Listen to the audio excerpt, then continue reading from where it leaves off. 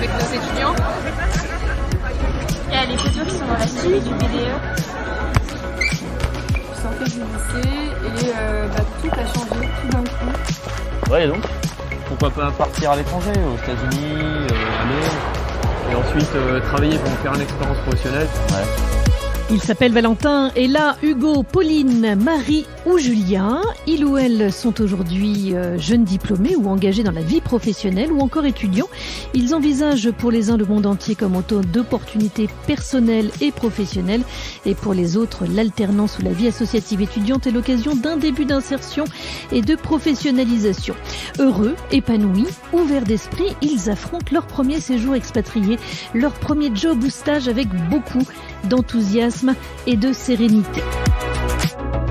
Génération Passerelle. Dans le podcast Génération Passerelle, je t'emmène à la découverte de ces jeunes diplômés et étudiants qui témoignent avec beaucoup de sincérité de leurs choix, de leurs doutes, mais aussi leurs rêves et leurs succès et de ce que leur parcours dans une école de commerce leur a apporté. Aujourd'hui, on parle de la vie associative. C'est parti.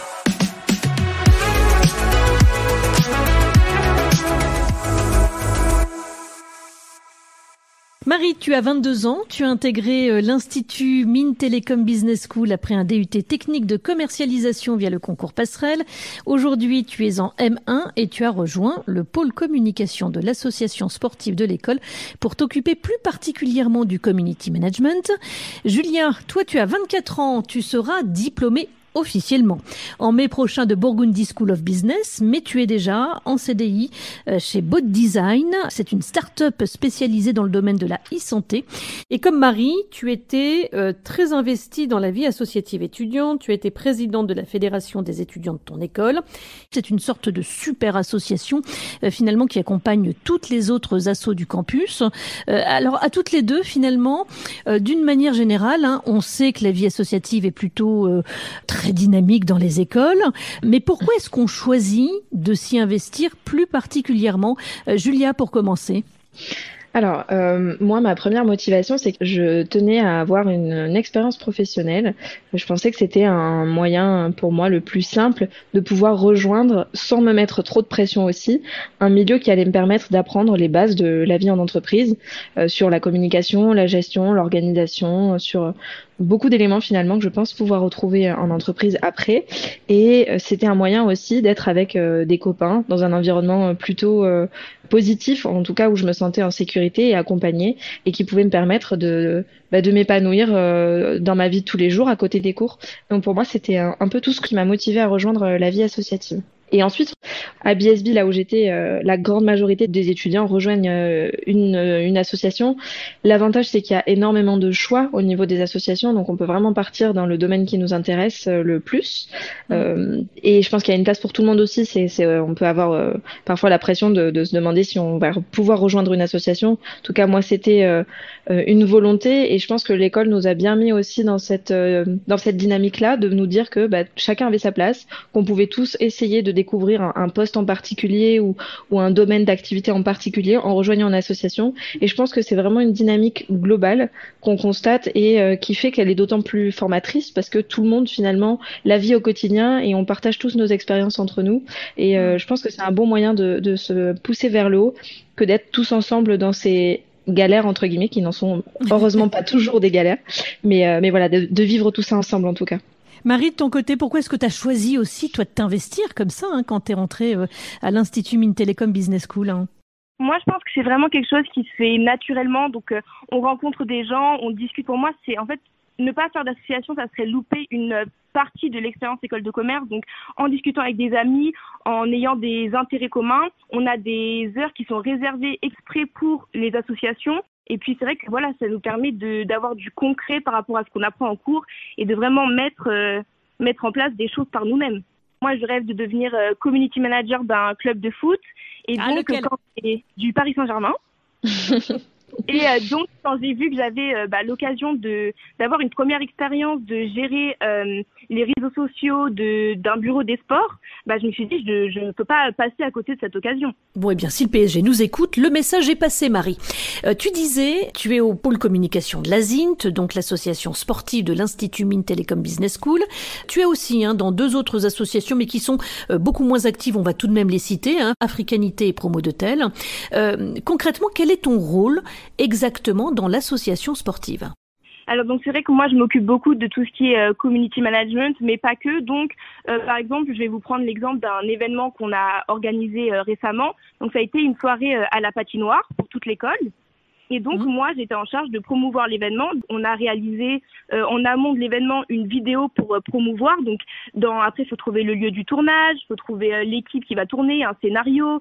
Après on a dû faire des affiches aussi en suivant une charte graphique. Donc ça c'est vraiment des choses qu'on apprend en cours, de suivre une charte graphique, et que là on peut vraiment voir plus concrètement ce que c'est. Après sur le moment j'ai mis des stories Instagram et puis je prenais beaucoup de photos pour ensuite faire des albums photos souvenirs pour que tout le monde puisse se souvenir de l'événement. Et ensuite il va y avoir le week-end au ski, donc je pense qu'il est le plus gros événement de notre association. Ensuite, on a ce qu'on appelle des Assolympiades, donc c'est toutes les associations de notre école qui s'affrontent sur des épreuves sportives.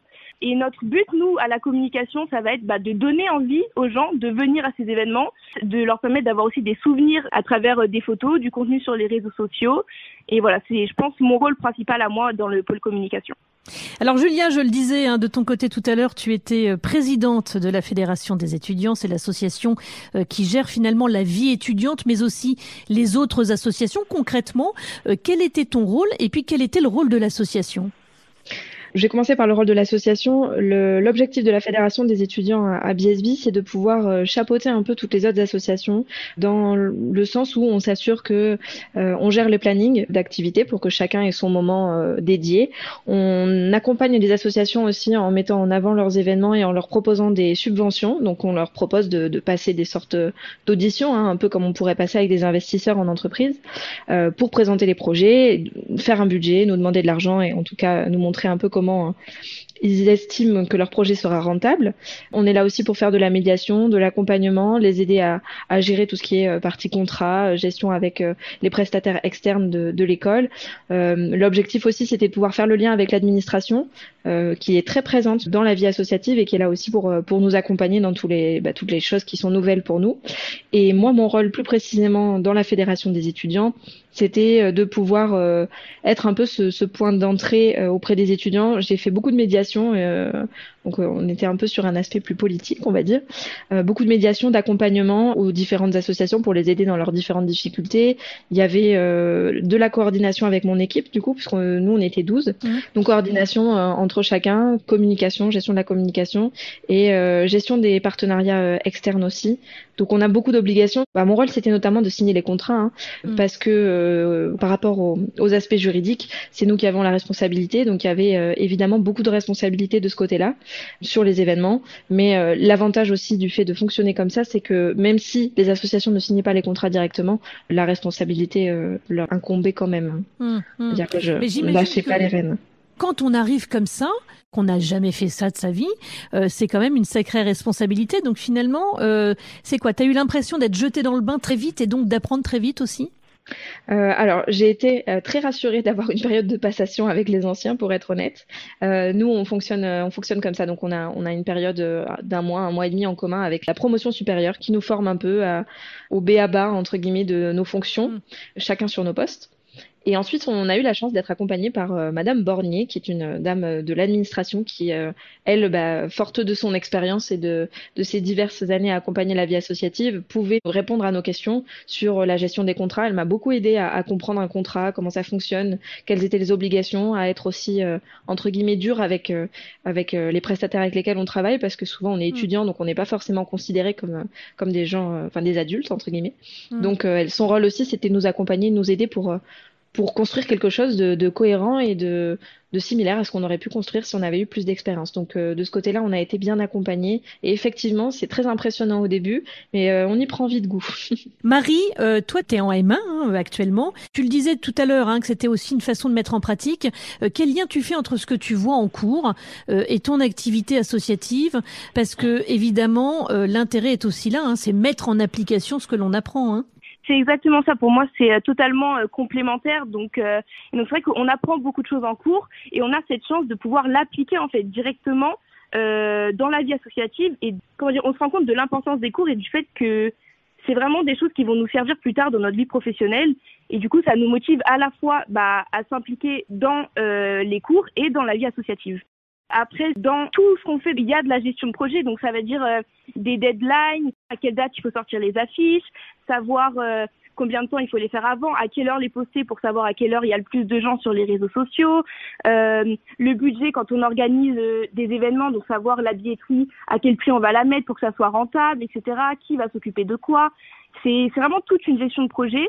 Et ça, je pense que si on l'avait pas vu en cours, on ne serait pas aussi performant dans la vie associative. Julia, de ton côté, le lien, il était évident aussi entre tes cours et ce que tu vivais dans l'association? Je rejoins totalement Marie, je le vois encore plus aujourd'hui avec ce que je fais en entreprise. Je pense que ça a eu l'avantage de pouvoir me permettre de mettre le pied à l'étrier tranquillement dans la vie associative et de pouvoir appliquer un peu tout ce qu'on voit en cours.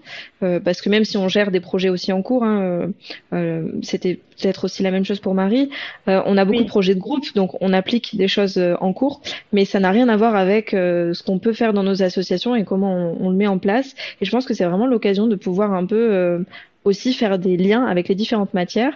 Moi, je crois aujourd'hui, avec mon expérience en entreprise, que ça m'a vraiment permis surtout d'apprendre à me connaître déjà et de pouvoir appliquer tout ce que j'ai appris, que ce soit en marketing, en communication. Aujourd'hui, j'ai un poste en gestion de projet, donc je rejoins Marie sur la gestion de projet, mais également comme je suis dans une start-up, je fais des missions un peu variées.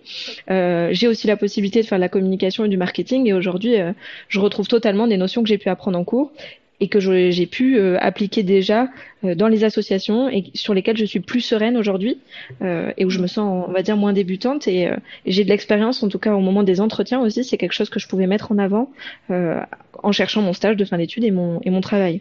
Inversement, il y a beaucoup de choses qu'on apprend en asso qu'on peut réappliquer en cours, notamment la négociation. Effectivement, c'est des choses que j'ai découvert un peu en association avant de les avoir en cours, parce qu'en termes de timeline, c'était un petit peu décalé. Et donc, l'avantage, c'est de pouvoir arriver aussi avec mon expérience, qui est un peu plus fournie en cours, avec des connaissances qui sont un peu avancées aussi et qui me permettent de mieux comprendre les théories dont on va me parler, parce que je les aurais déjà rencontrées sur le terrain. Et dans ce sens-là aussi, la vie associative m'a beaucoup aidée dans mon cursus scolaire. Alors justement, avec le recul aujourd'hui, qu'est-ce que cette expérience concrète t'a appris ou permis de découvrir sur toi? Alors, tellement de choses. Je dirais que la première chose, c'est que j'ai pu confronter mon expérience de vie associative à mes expériences de stage que j'ai fait par la suite. Et ça m'a permis de me rendre compte que ce que j'avais fait en stage ne me correspondait pas, alors que ce que j'avais fait dans la vie associative m'avait vraiment beaucoup plu et que pendant un an, je m'étais vraiment épanouie. Et je pense que ça m'a vraiment aidée sur le fait que j'aime la gestion de projet plus particulièrement. J'aimais par-dessus tout le côté multitâche et surtout pas de routine. C'est quelque chose dans la vie associative. Je pense que c'est pareil aussi pour Marie. On s'ennuie pas, même si on est sur un poste en particulier. On aide tout le monde. Et ça, c'est quelque chose qui m'a plu et que je voulais retrouver aussi, d'où le fait que je sois partie en start-up, entre autres. Julia, dans l'expérience que tu nous racontes, est-ce que l'on prend conscience aussi de travers ou de points de progression tangibles? Bien sûr. Alors ça a été à la fois la meilleure expérience pour moi et la plus difficile, je dirais, parce que j'ai été confrontée à mes propres défauts, donc notamment la difficulté à déléguer du travail. Donc je pense que je me suis confrontée aussi à quelques difficultés de manque de connaissances parfois, manque d'expérience aussi. Aujourd'hui, je continue à avoir un petit peu de management dans mon entreprise pour le moment et je sais que le côté délégué fait partie des points sur lesquels il faut que je sois vigilante, puisque c'était un des points qu'on m'avait remonté à l'époque en association. La communication notamment, c'est pas évident de communiquer toutes les informations de la bonne manière et voilà, ça permet de voir aussi ce sur quoi on doit s'améliorer et c'est des choses que je garde aujourd'hui en tout cas en tête dans le travail que j'exerce. Marie, même question jusqu'à maintenant. Qu'est-ce que cela t'a appris ou apporté ? Je pense que la chose vraiment que j'ai appris le plus, ça va être la capacité d'adaptation. Voilà, donc que ça soit m'adapter à des situations, m'adapter à des personnes, parce qu'on est vraiment dans des grands groupes. Donc c'est vrai que déjà en cours, on travaille beaucoup en groupe, mais ça va être des groupes de 3-4. Là, on est sur un groupe de 30. Donc c'est dur de s'adapter à toutes les personnalités, d'être patient des fois avec des gens qui n'ont pas du tout la même vision du travail que nous. Donc je pense que c'est vraiment ça. Je suis beaucoup plus patiente et à l'écoute en fait des idées des autres. Avant, j'avais peut-être tendance à penser que mon idée que j'avais de base allait être la meilleure, alors que pas forcément.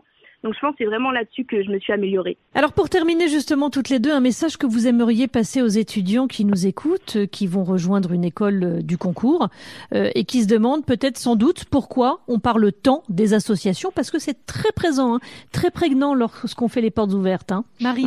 Moi je suis encore du coup en école, mais je pense que quand je vais en sortir, je retiendrai autant ce que j'ai appris en cours que la vie associative. Pour moi, c'est on peut presque parler de 50-50. C'est vraiment une expérience, l'école de commerce.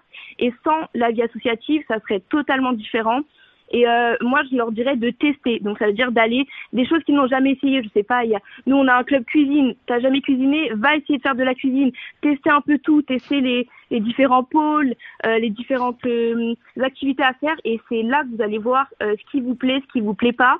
Et ça va vraiment vous permettre de savoir ce que vous voulez faire plus tard et ce qui vous plaît. Julien, qu'est-ce que tu aurais comme message à passer si tu devais en passer un ?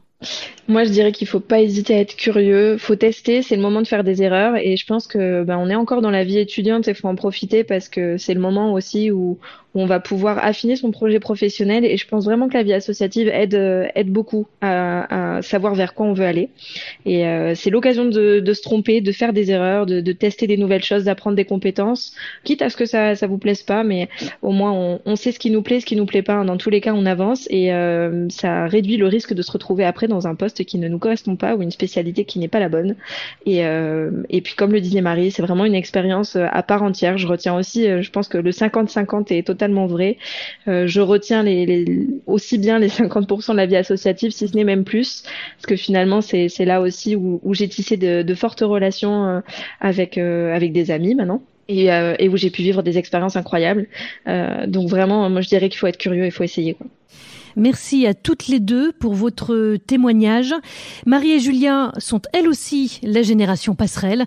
Retrouve également sur tes plateformes d'écoute préférées les témoignages de Valentin et Ella qui ont vécu des moments formidables à l'étranger ou encore celui d'Hugo et Pauline qui ont choisi la voie de l'alternance comme gage d'accélérateur de carrière, des expériences qui leur sont propres et des témoignages à chaque fois riches d'exemples concrets pour t'apporter des réponses aux questions que tu peux te poser avant de passer le concours passerelle et choisir ton école de commerce. À très vite.